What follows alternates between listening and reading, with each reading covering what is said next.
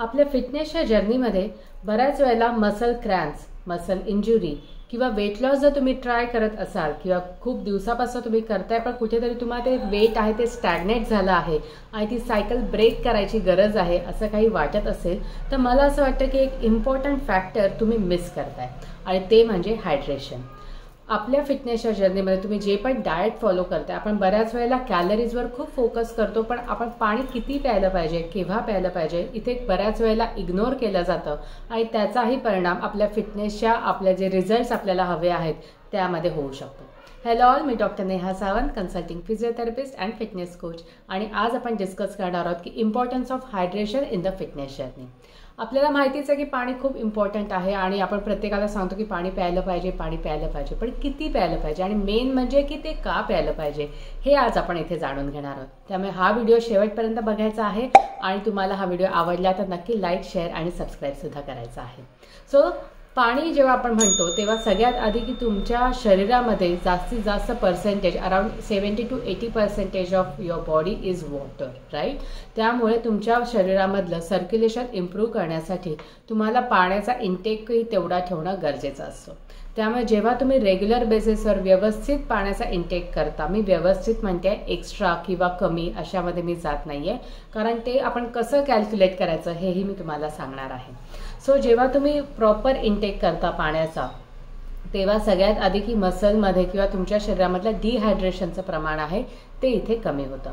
जेव्हा तुमच्या शरीराला इंटेक व्यवस्थित असेल पाण्याचा तर मसल क्रॅम्प्स वगैरे जर तुम्हाला येत असतील तर तुम्हाला जाणवेल की त्याची फ्रिक्वेन्सी आहे ती पण इथे कमी झालेली आहे.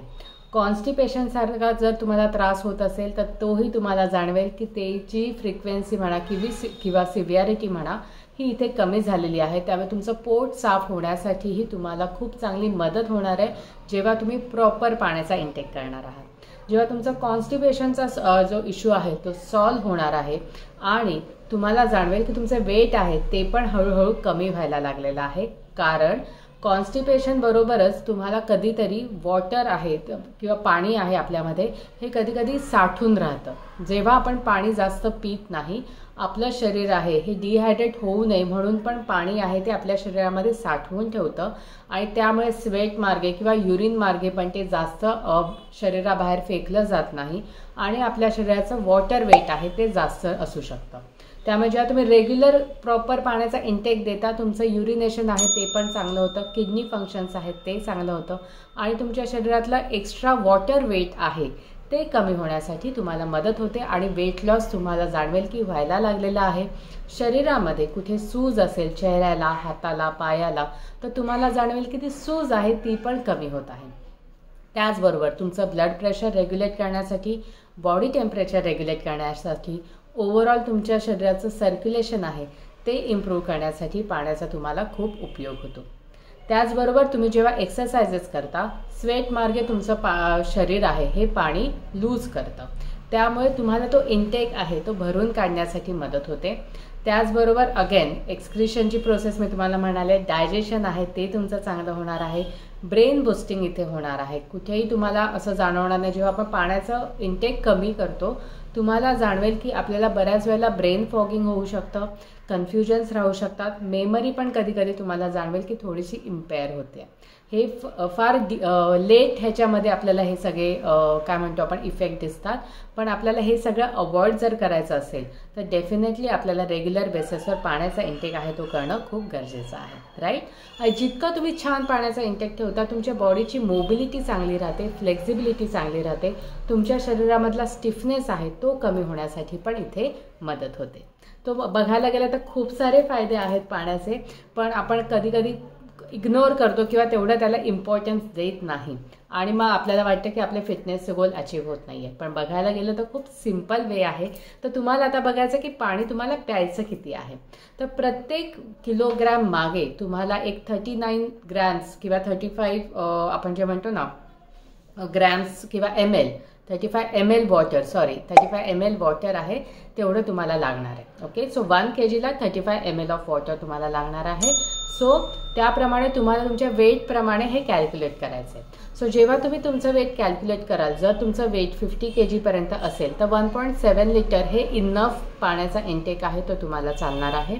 60पर्यंत असेल तर 2.1 to 2.5 लिटर्स ऑफ वॉटर तुम्हाला लागणार आहे आणि 80 kg तुम्ही असाल तर तुम्हाला 2.8 to 3 लिटर्स ऑफ वॉटर हे डेली तुम्हाला लागणार आहे. ठीक आहे. मग हा इंटेक भरून कसा काढायचा, तर एकाच वेळी आपल्याला बसून हे सगळं पाणी प्यायचं नाही आहे. तुम्हाला त्याचं शेड्युलिंग करणं खूप गरजेचं आहे, कारण तुम्ही जास्त एका वेळी पाणी प्यायला गेला तर त्यानेही तुम्हाला जाणवेल की तुमच्या शरीरामध्ये वॉटर रिटेन्शन आहे ते वाढू शकतं. कारण तुमच्या पाण्याला ते सर्क्युलेट होण्यासाठी किंवा त्या पाण्याला जे म्हणतो ना आपण बाकी सिस्टीमला पोचेपर्यंत आपल्याला तेवढा वेळ देणं खूप गरजेचं आहे. राईट. प्रॉपर तुम्हाला कुठेतरी ती तहान पण लागली पाहिजे. राईट. सो आपल्याला करायचं काय आहे, आपल्याला शेड्युलिंग करायचं आहे. सकाळी उठल्या उठल्या तुम्हाला कोमट पाणी आहे ते 1 ग्लास तुम्ही पिऊ शकता. त्यानंतर तुमच्या ब्रेकफास्ट नंतर एका 15-20 मिनिटांनी तुम्ही 1 ग्लास पाणी पिऊ शकता. लंचच्या आधी अर्धा 1 तास तुम्हाला पाणी प्यायचं आहे. लंचच्या नंतर तुम्हाला अर्धा 1 तासाने पाणी प्यायचं आहे. तर असे 4 ग्लासेस तर तुमचे लंचपर्यंतच होऊन जात आहेत. इव्हनिंगला सेम शेड्यूल तुम्हाला करायचं आहे. इव्हनिंग टीच्या आधी मे बी तुम्ही 1 ग्लास पिऊ शकता. इव्हनिंग टी नंतर, डिनरच्या आधी, डिनरच्या नंतर. राईट. सो असे तुमचे minimum 8 to 10 glass of water जरी डेली व्हायला लागले तरी तुम्हाला जाणवेल की तुमची बॉडी आहे ती तुम्हाला खूप पॉझिटिव्ह सायन्स देते. तुमची स्किन आहे ती ग्लो करते. तुमच्या बॉडीची फ्लेक्झिबिलिटी, मोबिलिटी ती चांगली राहिली आहे. तुम्हाला फ्रेश वाटतंय. तुमचे जे डायजेस्टिव्ह सिस्टीम आहे, मग तुमचं कॉन्स्टिपेशनचा इश्यू गेलेला आहे, तुमचं युरिनेशन फार छान होतं आहे, त्यामुळे तुम्हाला हलकं पण वाटतंय. राईट.